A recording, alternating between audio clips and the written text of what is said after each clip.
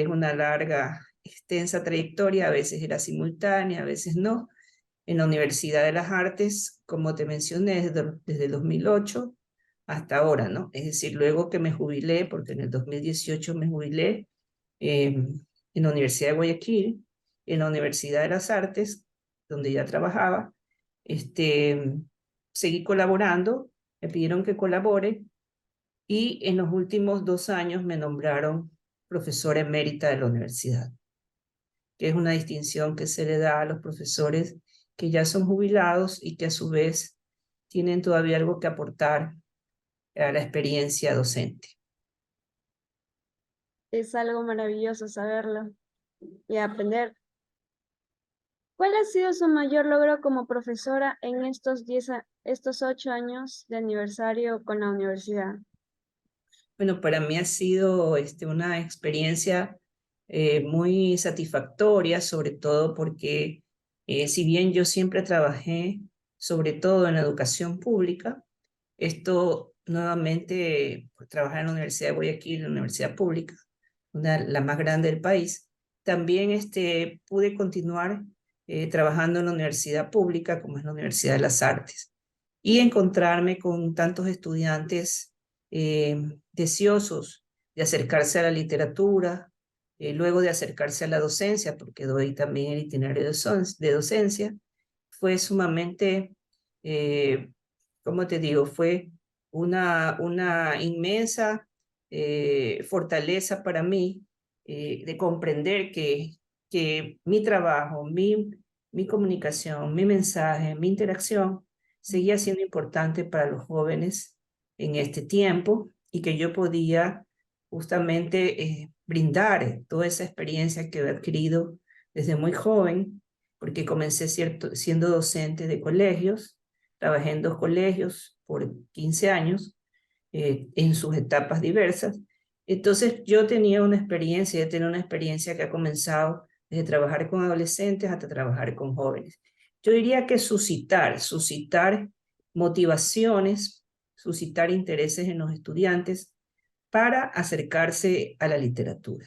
Tal vez esa ha sido mi mayor satisfacción, mi mayor logro como docente, como de alguna forma también coordinadora, facilitadora de talleres, poder acercarlos a la literatura, a la poesía, al cuento, a la novela, a la pedagogía también. Esa sería un poco lo que te menciono, ¿no? Es fundamental. Sí, de hecho, las siguientes preguntas va relacionada a eso. La tercera pregunta es, ¿cuáles han sido sus mayores desafíos que ha enfrentado en su carrera como profesora y cómo los ha superado?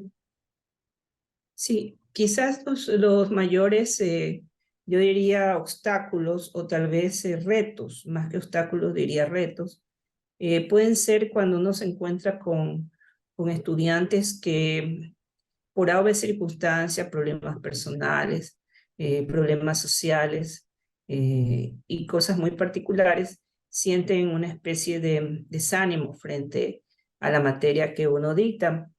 Siendo profesora desde la Universidad de Guayaquil y luego en la Universidad de las Artes, uno se enfrenta con individualidades, con situaciones muy particulares y en muchas ocasiones los estudiantes como todos los seres humanos y más en ellos que están en una edad tan vulnerable, enfrentan situaciones que nosotros como docentes tenemos que atender, es decir, estar atentos, estar pendientes de ayudarlos, de escucharlos y de que nuestro aprendizaje les llegue y los saque de pronto de situaciones difíciles, o también de pronto en carreras que no tengan que ver con la literatura, lograr también que los estudiantes se puedan motivar con la escritura, con la literatura, con las experiencias propias de la ficción, que son fundamentales, importantes,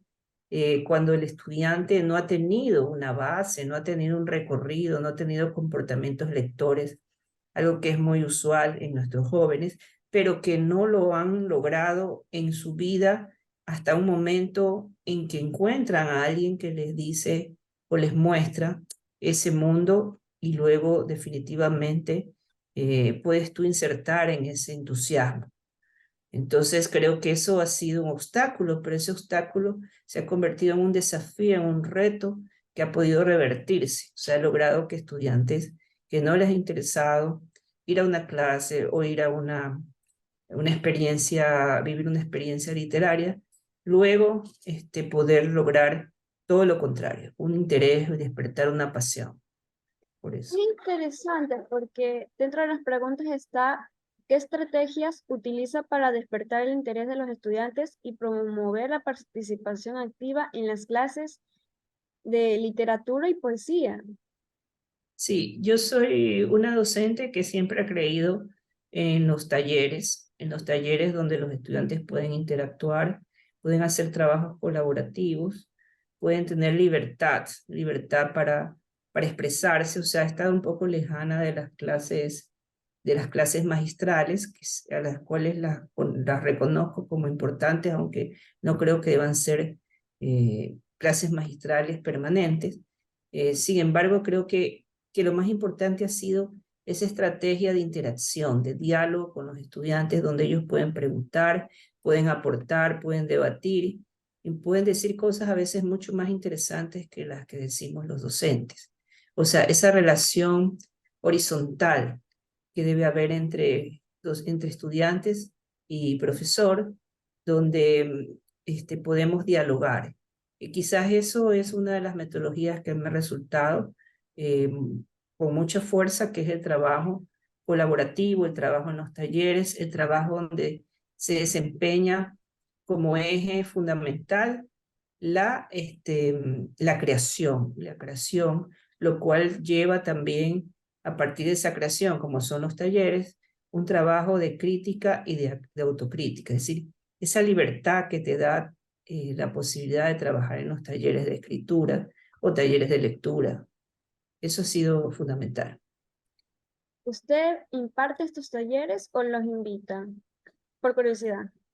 No, yo doy los talleres. Ah, Claro, yo soy facilitadora de talleres, o sea, tanto en la universidad doy el taller de poesía avanzado y también trabajo como facilitadora de talleres informales, es decir, en otras instituciones o de personas que desean acercarse a un taller de escritura y se congregan y yo soy la que puedo dirigir, coordinar ese taller.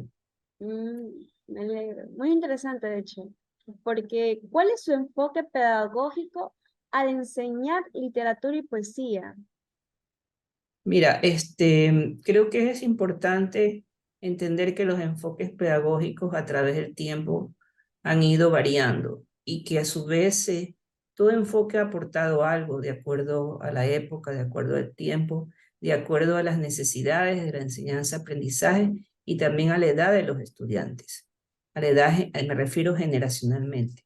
Entonces creo que me ha resultado importante a ratos trabajar con el enfoque constructivista, pero también me ha resultado muy importante, sobre todo, trabajar con el enfoque social.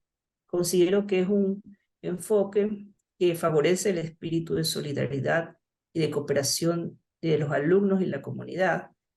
También me parece importante porque rechaza la escuela memorista, que es parte justamente de lo convencional, de lo tradicional, y sobre todo porque se hace hincapié en el espíritu de formación crítica, ¿no? Por lo tanto, creo en ese enfoque, no creo en que un enfoque a secas hace todo, pero sí creo que sobre todo predomina en mi trabajo el enfoque social, donde quiero decir, y esto es importante, el estudiante es el centro, ¿no? Es el centro, creo que ya te lo mencioné, y el profesor es un facilitador, porque hay que entender que la docencia es una vocación y a su vez es una carrera de resistencia. Entonces es muy importante entender que todo lo que usamos o ponemos en práctica a la hora de aplicar un enfoque tiene que ver también con la metodología que usamos. Y la metodología del taller y la metodología colaborativa, como ya te mencioné, es la que más ha dado frutos en mi trabajo. ¿Ya? ¿Podría compartirnos alguna anécdota divertida o interesante que haya experimentado durante el tiempo como profesora en la Universidad de las Artes? Eh, Creo que anécdotas, no sé si divertidas, pero más bien gratificantes, podría decir. Yo creo que es un par de anécdotas tal vez, es que en el año anterior yo publiqué un libro, ¿no? Publiqué un libro de poemas y en la presentación estaban alumnos que habían, estudiantes que habían estado en mis cursos, en mis talleres. Y cuando un estudiante se acercó a que le firme o sea, mi libro, firmó un autógrafo, me dijo algo que para mí fue como quizás lo más bonito de la noche. Me dijo, Maritza, usted ha sido mi inspiración.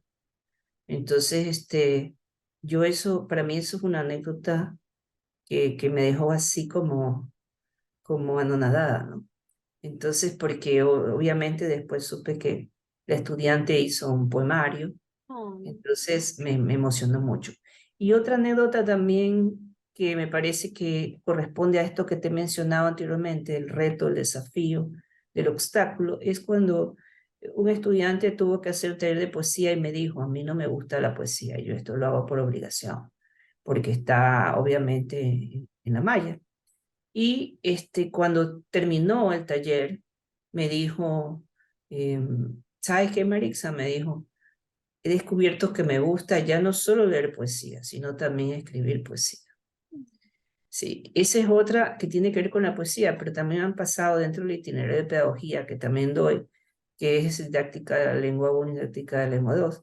Hay estudiantes que me han dicho que han entrado porque creen que podría estar ahí su camino y luego me han dicho al transcurrir diría dos módulos, 2 semestres, me han dicho, quiero ser docente. Y creo que tiene mucho que ver con esa práctica de las clases demostrativas que hemos hecho con usted. Entonces, te podría sintetizar en esas 3 anécdotas la mayor satisfacción que puede sentir una docente, que es ver que el trabajo que hace en ese día a día hay una respuesta, ¿no? Hay un eco, una respuesta, es algo que te llena de inmensa gratitud hacia la vocación que escogiste y hacia esa entrega con nosotros. yo usaría la palabra resultado. De hecho, cuando me Claro. comentó lo del compañero que no le gustaba poesía, yo tengo uno que estamos en el mismo semestre. A lo mejor nos vamos a volver a ver con mi compañero que él no le gusta la poesía. Y yo siempre hago los trabajos de poesía, aun cuando me equivoque, porque me encanta. Entonces, la siguiente pregunta justamente, ¿qué recomendaría alguna obra literaria o poética en particular para aquellos que deseen explorar más en estos campos literarios? Yo diría que un poco es como saber llegar al estudiante en su momento, en su situación. A veces creo que nuestros estudiantes valoran mucho las escrituras extranjeras, las escrituras europeas, norteamericanas, pero no conocen la literatura ecuatoriana. Me gustaría pues, decir que lean a Hugo Mayo, a César Dávila Andrade, a Eliana Espinel, a Sonia Manzano, que lean a Julio Paso, es decir, a escritores que son nuestros Nacionales. escritores. Sí, son tantos realmente que creo que ese lenguaje eh, sería fundamental para generar una respuesta sensorial, despertar a la poesía, porque la poesía es eso, es una experiencia sensorial, una experiencia de los sentidos, más que de comprender, es de suscitar, de insinuar, de sugerir, y eso es lo que hay que tratar, que un estudiante llegue, porque a veces creen que como no entienden la poesía, porque son imágenes, porque son metáforas, no quieren meterse en el campo de la lectura de la poesía, pero la poesía hay que sentirla, hay que experimentarla, mas no necesariamente entenderla literalmente, sino hay que meterse en ese campo con la idea de que vas a tener una experiencia sensorial. Me alegro, porque Ya me animé a estar en su clase, aun cuando estoy en cuarto. ¿Cuál es su Bueno, visión para el futuro de la educación en esta universidad desde la literatura? bueno, la ilusión, mi ilusión, y creo que de todos mis compañeros y compañeras docentes que estamos en la escuela, creo que es que nuestros alumnos puedan realizar sus sueños en todos los campos, ya sea en el campo de la escritura, en el campo editorial, en el campo de la docencia, que sean excelentes lectores. En el plano no solo hablo de cantidad, de leer mucho, sino de saber leer, de saber, eh, Comprender. o sea, analizar un texto, desmontar sus partes, primero obviamente degustarlo, sentirlo, experimentarlo, y luego si se acerca al análisis, saber cómo está construido un cuento, cómo está construida una novela, cómo está estructurado un poema, etcétera. Pero sobre todo ese disfrute, ese amor por la literatura, por la ficción, y también un componente que es clave, que a veces se nos olvida, y justamente una de una de las experiencias que el país más necesita, aparte de la creación, es la investigación, ¿no? Que sean estudiantes investigadores, que siempre busquen más allá de lo que da el profesor, que traten de producir artículos para revistas indexadas, que hagan estudios, que hagan ensayos, que no plagien, sino que sean auténticos, que busquen su propio lenguaje, que construyan su propia voz en los comentarios, en los análisis que hacen de los textos.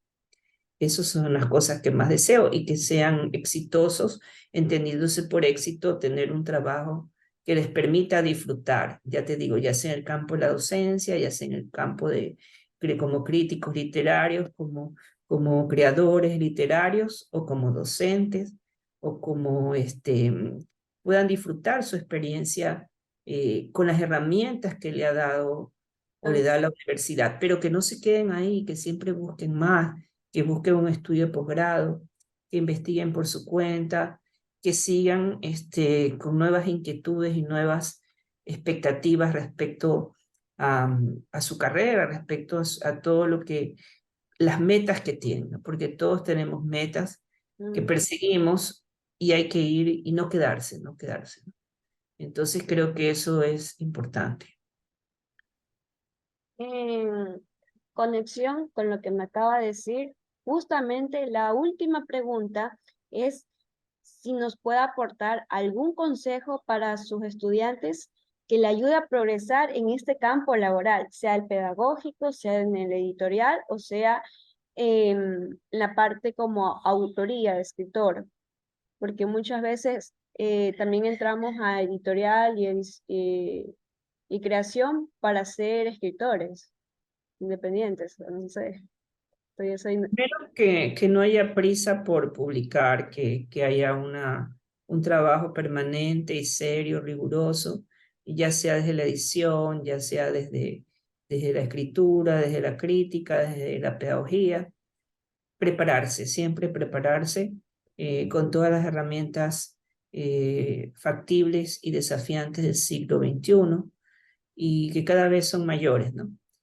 Fortalecer esos conocimientos y ampliarlos, ser muy críticos, pero sobre todo ser autocríticos, mirar lo que estamos haciendo para poder justamente eh, mejorar, hacer lo que se llama mejora continua y no quedarnos estancados.